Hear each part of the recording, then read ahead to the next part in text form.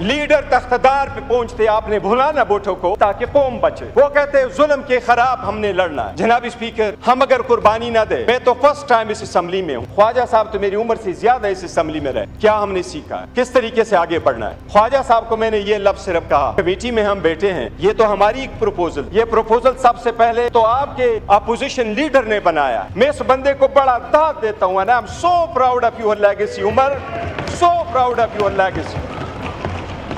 बताएं 22 साल में एक लफ्ज कोई एक बंदे का निकाले कि सीवान से स्पंज हुआ, हम सारे बाहर चले जाएं। सीवान में जब 22 साल रहा है, एक लफ्ज कोई स्पंज होने वाला बताए। मैंने आपसे कल रिक्वेस्ट की थी। ठीक बोले जी। बस जनाब स्पीकर, थैंक यू जनाब स्पीकर। जनाब डिप्टी स्पीकर, मैं समझता हूं आज एक सैड डे है। द वे बिलावल साहब ने बोला, जो अज़ंदाज़ गुफ्तगू इस्तेमाल की, जो इशारे किए, जो लात हटाए, मैं समझता हूँ ये किसी भी पार्टी के चेयरमैन के लिए एक डेथ है। He is politically dead. उसके पास इस कौम के लिए ये विजन नहीं है। वो शायद ऑक्सफोर्ड के जाली डिग्री से यहाँ पहुँचा है। अगर उसके पास विजन होता तो वो यूरोप अमेरिका से ये विजन लेके आता कि लीडर्स वो होते हैं जो सब कुछ अपने दिलों पे ले चुके होते हैं। जनाब स्पीकर, ये लाजिम है कि ये लाइन ड्रा की जाए कि ये पार्लियामान मजबूत है या कोई और मजबूत है। जनाब स्पीकर, आपकी अटेंशन चाहिए। जनाब डिप्टी स्पीकर, आप थोड़ा अटेंशन कर लें। जनाब स्पीकर, यहां हम बैठे हुए इस पार्लियामान में, आपको सिर्फ ये फैक्ट्स एंड फिगर्स आपके वेबसाइट पे बने हुए करा देता हूं। एक दिन का खर्चा 6.5 करोड़ रुपए आता है इस पार्लियामान का। आज आपका 77वां दिन है सीवान में, 77वां दिन है, 9th सेशन है, 77वां दिन है। एक दिन का खर्चा 6.5 करोड़।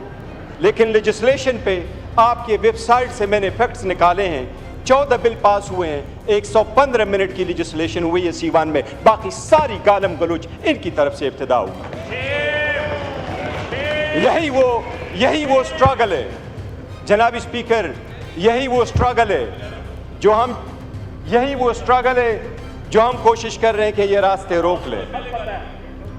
यही वो स्ट्रगल है जो हम कोशिश कर रहे हैं कि 115 मिनट की लेजिस्लेशन हो जाती है 77 दिनों में 6 करोड़ 50 लाख एक दिन के खर्चे पे। ये कौन लोग कर रहे हैं जिनके पास एजेंडा चलने का नहीं है? ये एजेंडा कौन चलवा रहा है? ये आपने हमारे साथ 30 तारीख की आपके मिनट्स मेरे पास मौजूद हैं। आपने मेरे पास मिनट्स भेजे कि आखिरी इजलास जो हमारे इस सेशन का होगा, ये उसका पैरा नंबर 3-4 से मैं पढ़ता हूँ। There will be no session in September 2024. The last day would be Friday if there is on the 6th of September. If 6th September is a close holiday, then September 5th. जनाब speaker, कल जिस तरीके से जिक्र किया है ख्वाजा आसिफ साहब ने, कल भी ख्वाजा आसिफ साहब बाहर गए थे। इस मुल्क की हिस्ट्री कोई अच्छी नहीं है। ये सारे अपने अपने ममालिक में देखे, अपने वक्त के हुकूमतों में देखे, इनकी हुकूमत में क्या हुआ है। यूसुफ रजा गिलानी साहब का बेटा सुप्रीम कोर्ट से गेट से अरेस्ट नहीं हुआ, उसी की हुकूमत थी। वजीर आजम अपना बेटे को नहीं बचा सका, कौन लेके गया उसको? क्या था वो? मौजूदा हुकूमत में अगर इतनी ही पावरफुल है, ख्वाजा साद रफीक को किसने अपलोड करवाया? अगर ऐसा ही है तो राजा साहब से मैं पूछता हूं, राजा साहब, आपकी पार्टी वजीर आजम के हटाने के बाद जब CAC की मीटिंग हुई है, जनाब डिप्टी स्पीकर आपको अच्छी तरह मालूम है, रात को यह फैसला हुआ शहाबुद्दीन साहब कल वजीर आजम होंगे। उसके घर लोग चले गए, उसको उठाया, राजा साहब वजीर आजम होंगे। आज बताओ किसने आपको वजीर आजम बनवाया था? आपकी CAC की पार्टी की हकीकत चली थी। बताएं आप, काजमी साहब आपके रिलीजियस मिनिस्टर थे, आपकी ही हुकूमत थी, बताएं किसने उसको अरेस्ट करवाया था? आप बचा सके थे? ये ईमान कमजोर होता रहा है।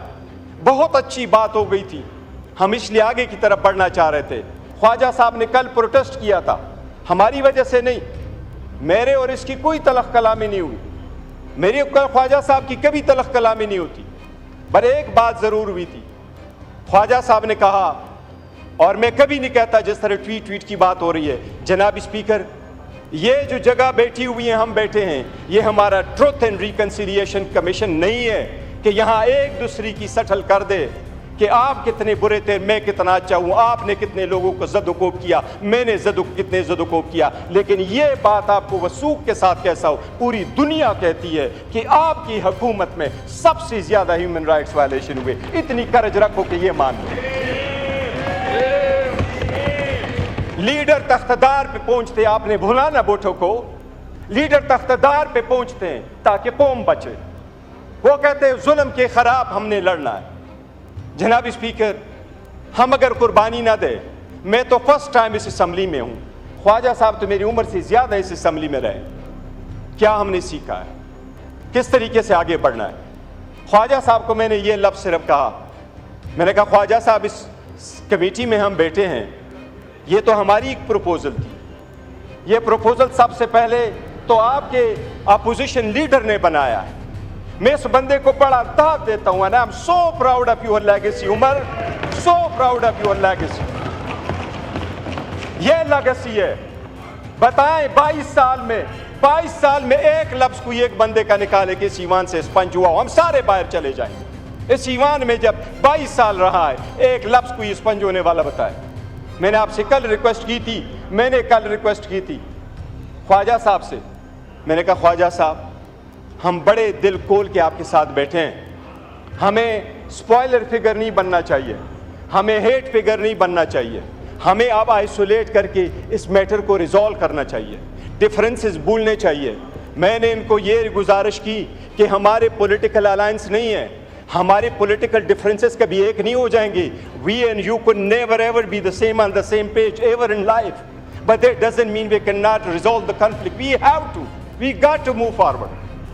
मैंने उनको ये कहा कि ख्वाजा साहब, सबसे पहले नेल्सन मंडेला का मैंने उनको मिसाल दी। मैंने कहा नेल्सन मंडेला अपार्थाइड के बाद आया तो उसने सबसे पहला काम जो किया, अपनी बीवी को डिवोर्स किया। लोगों ने उससे पूछा कि 14 साल जेल में रहे, बीवी आपके पास आती रही, वापस आए हो, गवर्नमेंट में जा रहे हो, तो बीवी को डिवोर्स कर रहे हो। उसने उसका जवाब ये दिया कि मैं इसलिए कर रहा हूं कि अपार्थाइड पे मैंने पत्थर रखना है, मैंने आगे बढ़ना है, मैंने कालों से गोरों से इंतकाम नहीं लेना, लेकिन मेरी बीवी के दिल में आगे गोरों के खिलाफ मैंने या बीवी रखना है या अपने अवाम को लेना है। मैं लीडर हूं, मैं अपनी बीवी की कुर्बानी दूंगा, पर मैं अवाम के साथ खड़ा हूंगा। मैंने कहा ख्वाजा साहब, अगर आपका इतना दिल नहीं है कि मिनिस्टर होते हुए आप हमारे ग्रीवियंसेस नहीं सुन सकते, इस वक्त ग्रीवियंसेस हमारे हैं।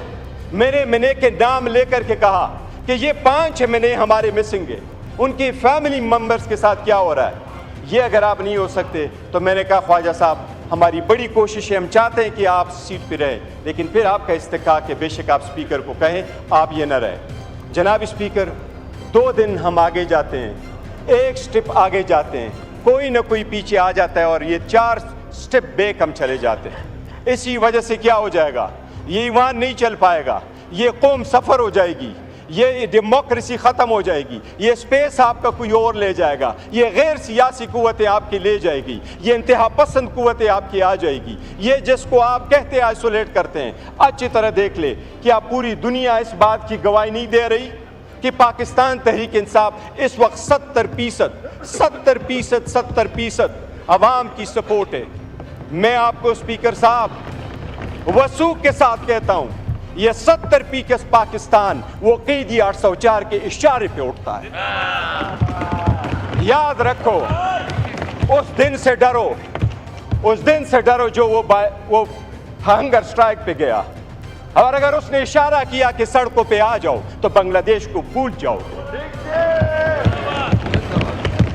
पर वही है और हम यही चाहते हैं कि माजी को भूल जाओ, पाकिस्तान को रवंडा नहीं बनाना, पाकिस्तान को नहीं रवंडा हमने बनाना, पाकिस्तान को बेहतर करना है। खुदा के लिए ये ईवान में बैठ करके ये जो हम पढ़ते हैं ना, ये आईन की ओथ जब उठाते हैं तो हम कहते हैं कि अपने पर्सनल इंटरेस्ट को हम सेक्रीफाइस करेंगे कौम की।